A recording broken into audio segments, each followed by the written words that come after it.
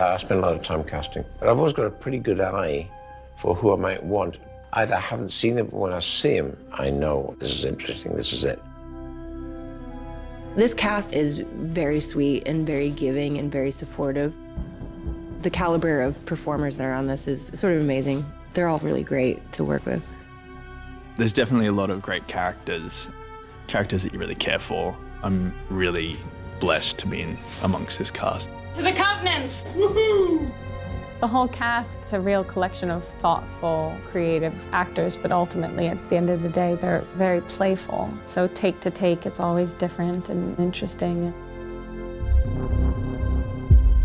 Working with Ridley has been one of the more extraordinary experiences I've had as an actor.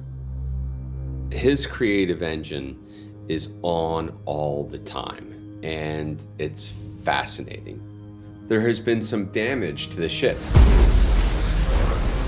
The captain, he becomes incapacitated inside his pod and perishes.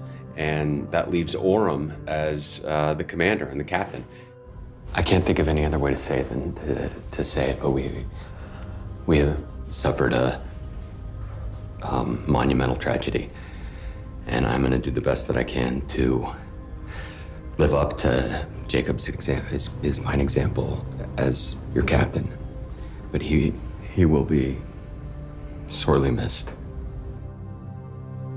I think he's really probably not as capable a leader as he thinks he is. And so when he's thrown into this position, he has to manage that anxiety and that fear whilst handling a crew that is dubious of his potential to lead and probably a little bit dubious of his religious beliefs, concerned that maybe he thinks this is an act of providence and that he was chosen, and so therefore might not make the most rational and sound judgment.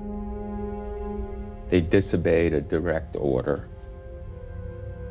She buried her husband. No, Corinne, that's not it. They don't trust me.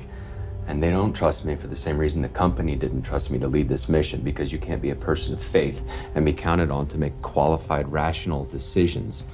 You're an extremist, you're a lunatic. When we get to where we're going, these people won't be your crew anymore. They will be your neighbors. Remember that. Everybody who has volunteered to be a part of this expedition has some sort of philosophical agenda. They have a belief that, like all pioneers, there's something else out there in the world for them to find. And I think for Orym, it's really a celebration of his own humanity, the potential to be able to colonize another planet. And I think for him, that's paying tribute to God as he believes it. And this is an opportunity for him to literally explore the depths of God's creation and figuratively as well.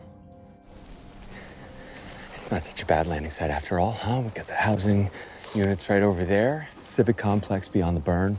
We've got access to fresh water, and we might have a spot for a colony right here. We'll see. Oh, ye of little faith. He's insufferable. This whole entire mission was really my husband Jacob's dream. And I think that Daniels was really inspired by him and sort of represents just his hope for our future and our future family. You got that? That's good. When Daniels' husband is killed, of course, that loss is something that she's carrying with her throughout the story. Jake had this dream of us building a cabin on a new world. Like pioneers. Cabin on a lake. To start our new life. Now I wonder why bother. Because you promised to build a log cabin on a lake. I thought cast Catherine Waterston as Daniels because I needed somebody who was physically imposing, tall, athletic, and Catherine is a remarkable actress. She's special. I think what's interesting, both she and Billy Crudup come from the theatre. They very much brought to bear their knowledge and sensitivity theatrically. When you're doing a film like this, which is constantly people dying and constantly stressful and has to be in constant show of fear, you know, there's many colors of fear, there's many colors of remorse. A person who's had a theater background, they dig deep and can pull that out. So they helped enormously.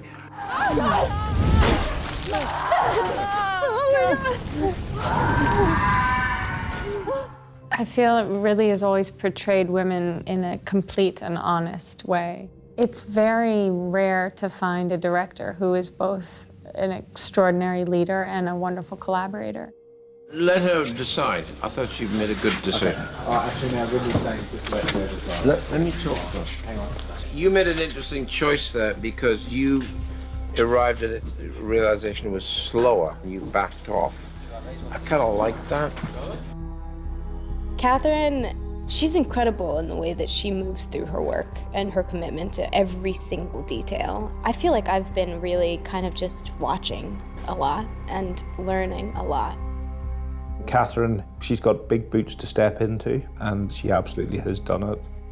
Terrific enthusiasm for the role, up for everything we throw at her. She's totally taken the female action hero on board, done an awful lot of the stunt work herself, been stuck on wires, flown around the sky, beaten off steel platforms, stuck in fights. Anyway, seems to thrive on it.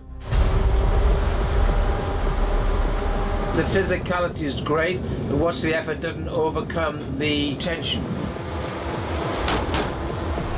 She's fantastic. She's a top actor. She's extremely passionate about what she does. She's very, very thoughtful, very intelligent, intuitive, and, you know, she doesn't leave any stone unturned. It's nice when you're in that company because everyone is confident and relaxed about what they're doing. Some of the people in the crew have known each other quite a long time, and there are all these different relationships and dynamics within the crew. And there are two people in the crew that Jacob and I are closest to, and that's Tennessee and his wife. And as the film progresses, Tennessee and I are thrown into lots of circumstances together and are bonded by the horrors and losses that we both experience. It feels incredible to be a part of this film. I mean, Alien is the definitive sci-fi horror movie. No one has come close to touching space and aliens the way Ridley has. Danny McBride was, I said to him, you know who you are, you Slim Pickens. I wanted that, you know, character in there who has a certain amount of humor, and that's who he is as part of the crew. One of the things I thought was the most interesting about the script was the fact that the ship was filled with couples, and so instantly it raises the stakes of the horror. Alien Covenant is about a colony mission. So we thought the smart way to do it is build it in couples. So there's already a built-in emotional connection between the colonists. When people die in an Alien movie, it really means something. The fact that these people are married or romantically connected makes every death that much more traumatic. When the action starts going on down on the planet, there is the horror they're going through, but then there is the horror for the people on board the ship that are left kind of helpless just to listen to their significant others and being ravaged. What is wrong with Robert? He started bleeding. He's sick. I don't know what the fuck to do. Okay, just calm down, sweetheart. Tell me what's happening. Don't tell me to fucking calm down. You didn't just see what I saw. I have always been a fan of Michael Fassbender's, and I've never acted with anyone who's an android in a movie before. So he's just looking at you dead face, just not reacting to anything you're saying. And that actually would make me laugh a lot, so I had to stop looking at him. And then I could feel like he was kind of zeroing in on me, just staring at me with android eyes. When I did Prometheus, I always had my eye on Michael.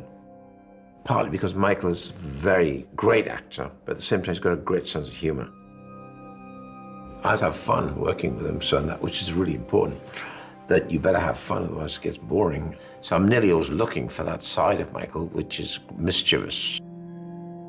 You always hope and dream to be able to play with the best players out there. And I've been a big fan of Michael's work for many years. It's a beautiful surprise to find that, you know, this actor that I admire so much is also such a nice guy, you know, such a really cool peer and a fantastic friend. I think one of the great unexpected things is seeing what Michael Fassbender did in his double role. Things that are really frightening, and it has to do with this idea that whatever's going on up in David's head is broken and it's crazy and you can't begin to understand it.